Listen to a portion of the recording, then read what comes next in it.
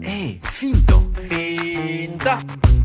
Elles ont défriché des chemins, ouvert des voies, porté une voix en Aveyron et parfois bien au-delà. Toutes ont en commun ce territoire. À partir de la ruralité, qui les a naturellement façonnées, le témoignage de ces pionnières contribue à penser le rapport à l'accomplissement des femmes à la campagne, au féminisme et à l'enclavement, d'hier jusqu'à aujourd'hui. Et si la journaliste Annick Cogent compare le parcours des femmes à des courses d'obstacles, la ruralité en serait-il un de plus ? C'est la question, en creux, à laquelle répondent les pionnières que j'ai invitées au micro de Finta. Après Marie-Thérèse Lacombe, Nicole Fage-Galtier, Danielle Dastugue, Danielle Puech, Sarah Singla, Emmanuelle Gazelle et Josette Hart dans la première saison, Ginette Marchive, Pauline Broca, Audrey Dussutour et Catherine André dans la deuxième saison, je vous propose d'embarquer pour une troisième saison des pionnières. Aujourd'hui, avec Audrey Girmens. On pourrait les compter aisément sur les doigts d'une seule main. Les femmes dirigeantes dans l'univers du numérique ne sont, en Aveyron comme ailleurs, pas légion. À la tête d'Inforsud Technologies, poids lourd du secteur dans le département, Audrey Girmens fait partie de celle-là. De sa mère geek et pionnière qui lui a donné le goût des jeux vidéo, jusqu'à ses premières expériences numériques, avant même la naissance d'Internet. De longues études et des échelons gravis un à un, elle a tracé sa route sans perte ni fracas. Avec pour un seul espoir d'amener d'autres filles dans son sillage. Loin d'apprécier la maigre représentation féminine dans ses rangs, Audrey Girmens s'est engagée de longue date pour faire connaître toutes les facettes du numérique et espérer ainsi créer des vocations auprès des jeunes filles. À son échelle, elle est le modèle féminin dont elle a manqué. Loli Rose, Calixtine, Yasmine, Lina, Rojda, Shainez. Cet épisode a été enregistré avec les Wi-Filles, un groupe de collégiennes des 4 saisons à Aunay-le-Château, engagées dans un programme de découverte des métiers du numérique mené en partenariat avec l'association Face Aveyron Tarn. Merci à Marion Roch pour sa supervision, à Jean-François Segon, leur professeur de technologie, et à Victoria Bouissy, la CPE du collège Castonetois, pour leur participation active en coulisses. Bonne écoute.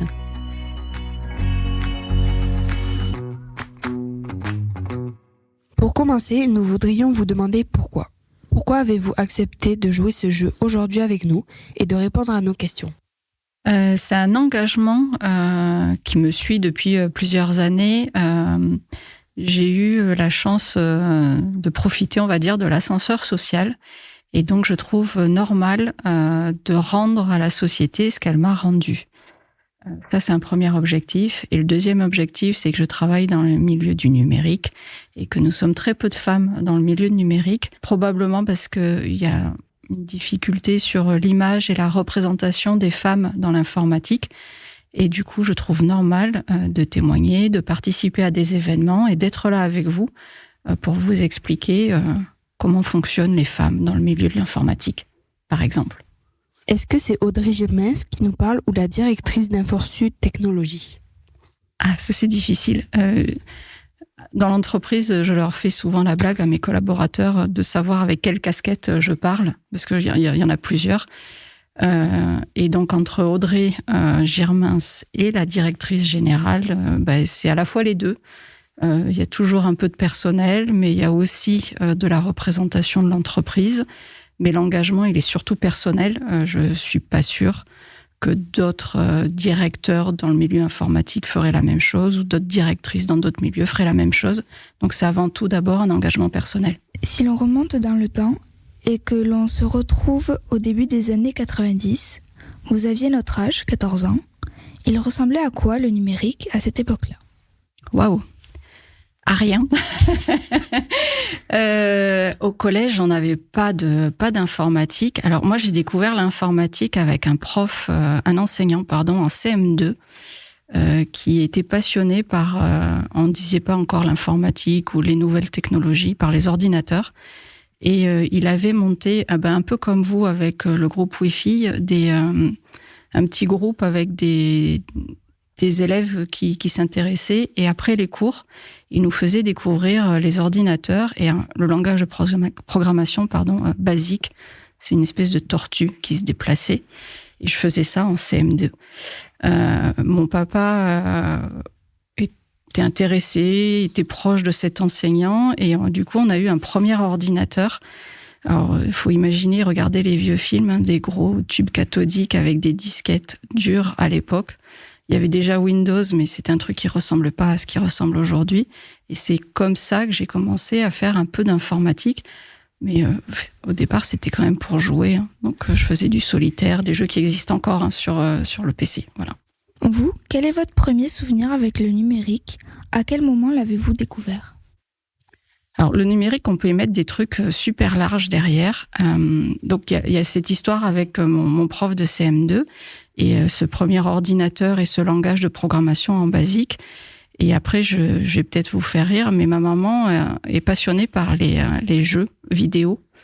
Donc, on avait dans les premiers à la maison la fameuse Nintendo, mais la vieille, maintenant qui est collector, qu'elle a toujours. Hein. On regarde régulièrement combien ça coûte, si on pourrait devenir millionnaire avec, mais toujours pas quand même.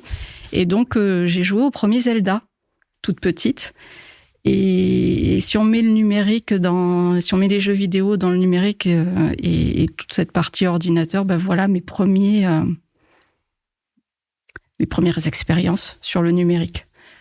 Après, j'aurais jamais dit que j'aurais travaillé dans le numérique. Hein. C'est juste une première sensibilisation, on va dire. Comment avez-vous su que vous vouliez en faire votre métier? Je l'ai jamais su.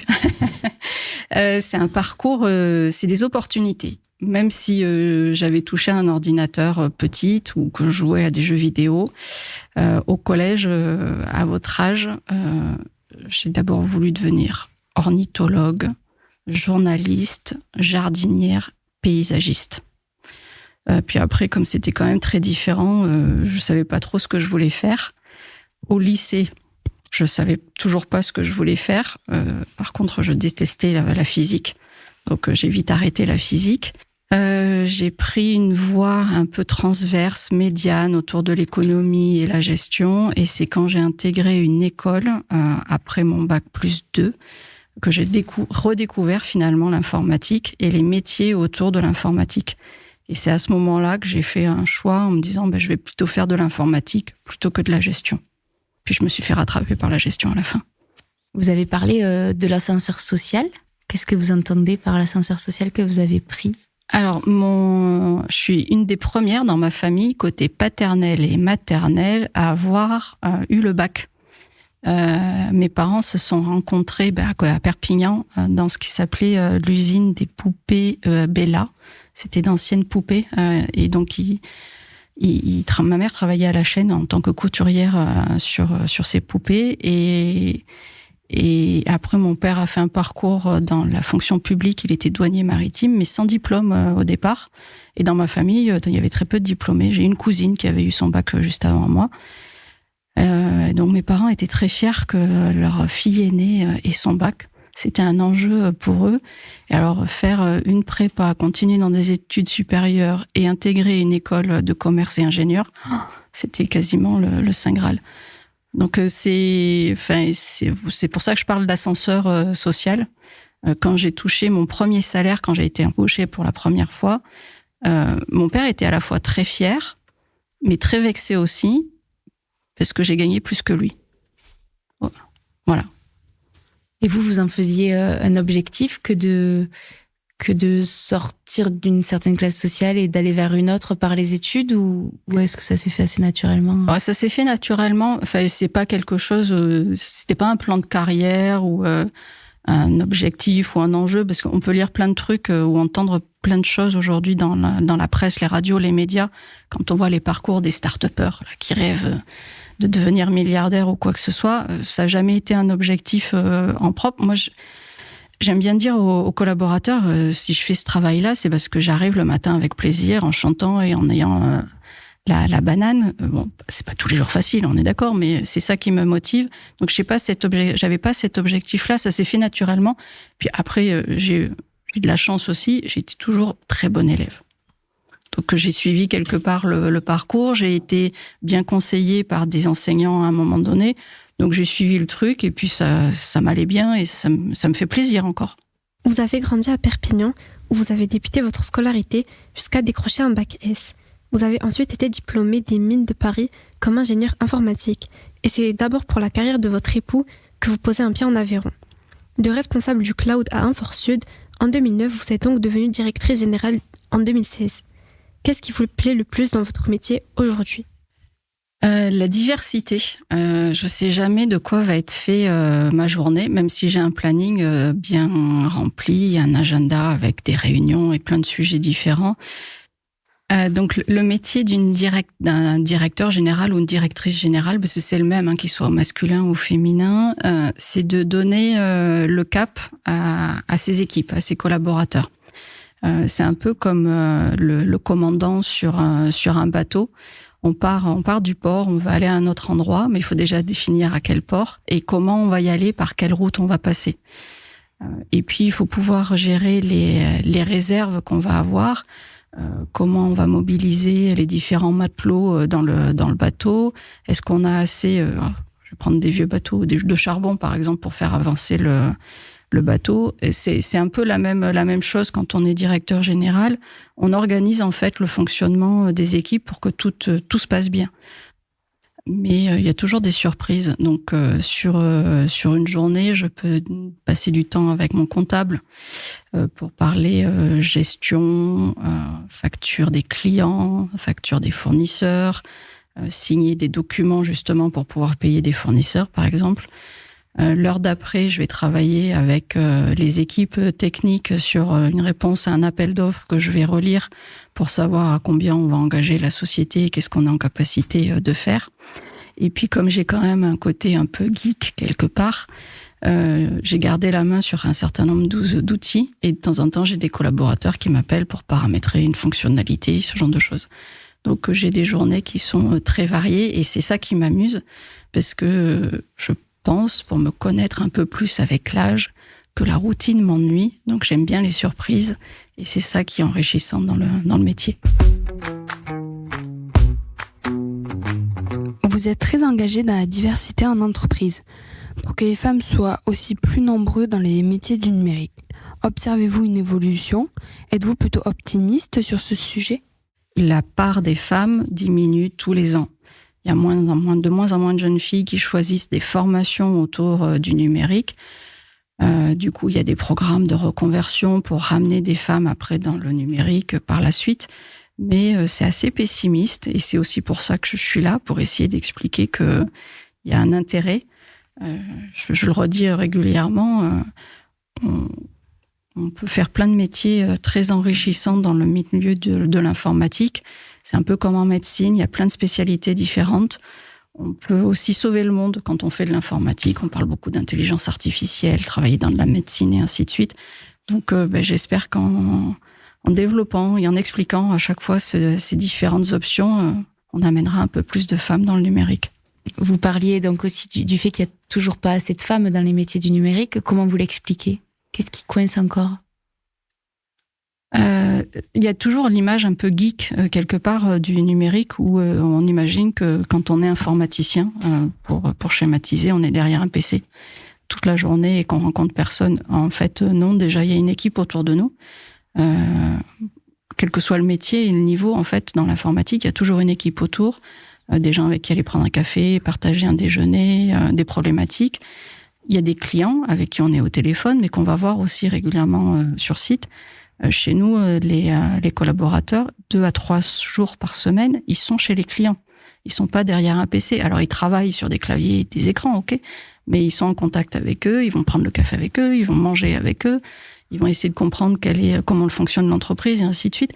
Donc, c'est pas un métier qui est enfermé derrière un PC. Il y a des gens qui préfèrent travailler comme ça, ceux qui sont en freelance, en télétravail à 100%, mais il y en a plein d'autres, non.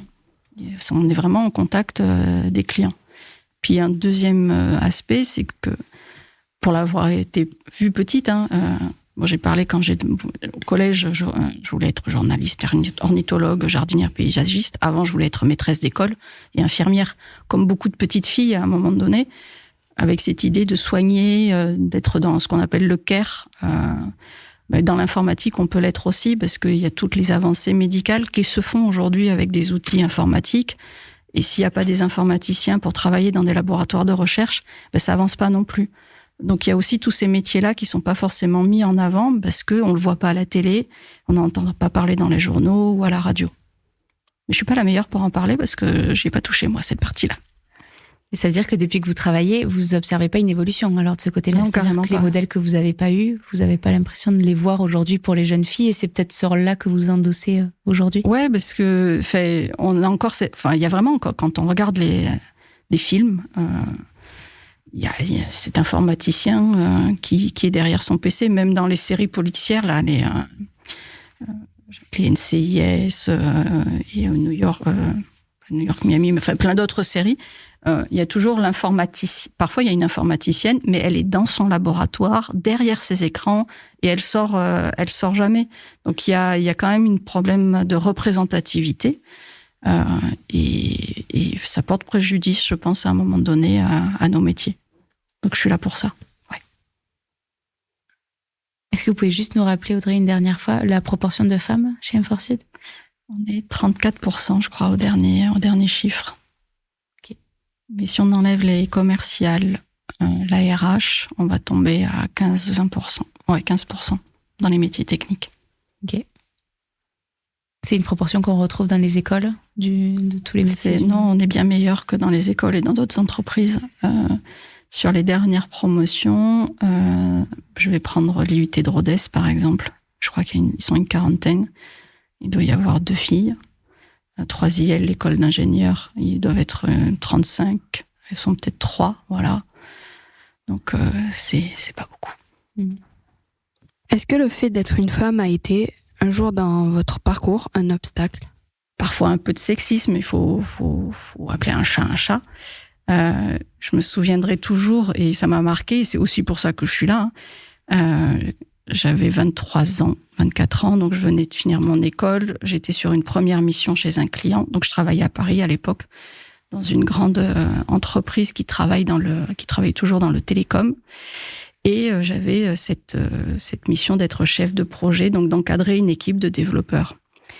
Et donc mon client rentre dans la salle, nous regarde, nous étions plusieurs assis autour de la table. Et me voyant pour la première fois, me dit « Mademoiselle, vous êtes là pour prendre des notes ?» Et donc je lui ai gentiment répondu que non, c'était moi qui étais la chef de projet. Donc j'encadrais toutes les personnes autour, mais eux allaient prendre des notes, il n'y avait aucun souci. Donc c'était la première anecdote, et puis il y en a d'autres comme ça. Donc c'est pas forcément un obstacle, faut le savoir, faut en jouer avec aussi des fois. Ça m'amuse toujours quand je vais encore en réunion chez des prospects, des gens qui ne nous connaissent pas ou qui se sont pas très bien renseignés sur M4 Sud Technologies. J'y vais parfois avec un représentant commercial. Souvent, ce sont des hommes. Ils aiment bien mettre des costumes, des cravates. Et moi, je suis toute petite à côté. Pas forcément d'ailleurs en tailleur jupe. Et systématiquement, le prospect, que ce soit un homme ou une femme, va commencer par dire bonjour à la personne de sexe masculin à côté de moi. Et puis, oups, je savais pas que vous étiez la directrice, et s'excuse platement pour pas m'avoir dit bonjour en premier. Mais c'est toujours rigolo, voilà. Donc c'est pas un obstacle, mais il faut pas le prendre non plus avec mauvaise foi ou être blessé. Il faut savoir en jouer et en rire aussi quelque part. Qu'est-ce qui serait différent dans votre quotidien professionnel si vous étiez un homme? Justement, peut-être qu'on me dirait bonjour en premier, plutôt qu'en dernier, des fois. Et à part ça, je pense pas que ça changerait grand-chose. Je serais peut-être plus grande, ça c'est sûr. Mais non, je sais pas. Par exemple, auriez-vous le même salaire si vous étiez un homme? Alors la réponse est oui. Pour le coup, j'ai eu la chance d'avoir un parcours professionnel qui m'a amené à rencontrer des gens, j'allais dire bien, corrects, normaux, quoi, quelque part. Mon premier patron avait 2 filles et un garçon. Ces 2 filles travaillaient dans l'entreprise, donc il était très attentif à ce genre de choses. Et à M4 Sud, c'est la même chose. C'est un groupe qui dépend d'un groupe bancaire, donc ils sont aussi très attentifs à ces aspects-là. Et donc j'ai un bon salaire et au même niveau que celui d'un homme. J'ai des collègues féminines qui sont dans d'autres sociétés et qui remontent ce type de constats et de problèmes.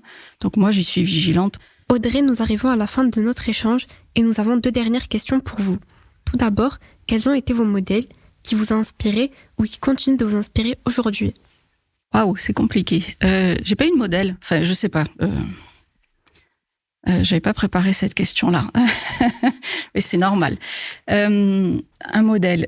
Il y a pas de. Enfin, dans mon métier, il n'y a pas forcément de modèle particulier. Alors, je sais qu'un garçon sur la partie numérique vous citera un Zuckerberg, un Jeff Bezos ou un Elon Musk ou d'autres.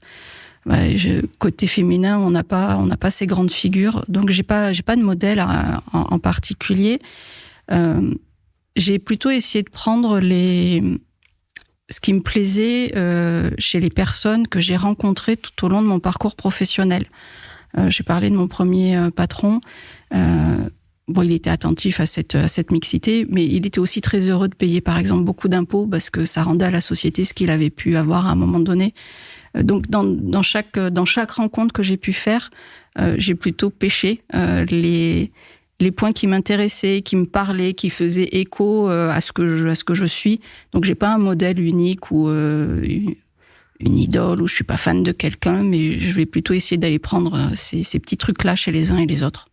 Les unes et les autres aussi, de temps en temps. Et une dernière question, si c'était à refaire, changeriez-vous quelque chose ? Rien du tout. Je suis super contente. Elle est pas si difficile, mais Audrey, en quoi est-ce que vous croyez ? Waouh, c'est dur comme question. En quoi est-ce que je crois ? En l'équité. C'est un truc, c'est une valeur qui me tient, je pense depuis peut-être petite. En l'équité entre les hommes, les femmes, dans les métiers, dans tout. Comment est-ce que vous l'avez forgée alors, cette croyance ? Qu'est-ce qui vous a convaincu que l'équité devait être partout ? Peut-être que ça part d'un sentiment d'injustice, peut-être comme tout enfant. Je pense que quand on discute avec des enfants de 3, 4, 5 ans, quand ils voient quelque chose d'injuste, ça les prend aux tripes et ça remonte parfois, ça donne des psychodrames des fois. Et je pense que ça vient de là. Après, je ne saurais pas dire quel moment particulier. J'ai jamais vu un psychologue ni un psychiatre. Je me considère pas non plus comme malade, mais peut-être que ça vient de là. Voilà.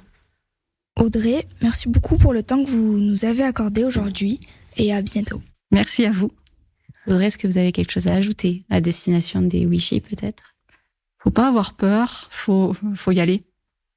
Quel que soit le métier que vous choisirez après, éclatez-vous, choisissez les matières qui vous font plaisir, celles où vous êtes les meilleurs. Parce que travailler, pardon pour l'enseignant dans la salle, on essaye souvent de travailler les matières où on est les moins bons. Alors, il faut le travailler un minimum pour pouvoir avoir un socle, mais c'est les matières où on est les meilleurs et on s'éclate le plus qui vont nous porter par la suite. Et ça, je pense qu'on ne le dit pas encore assez.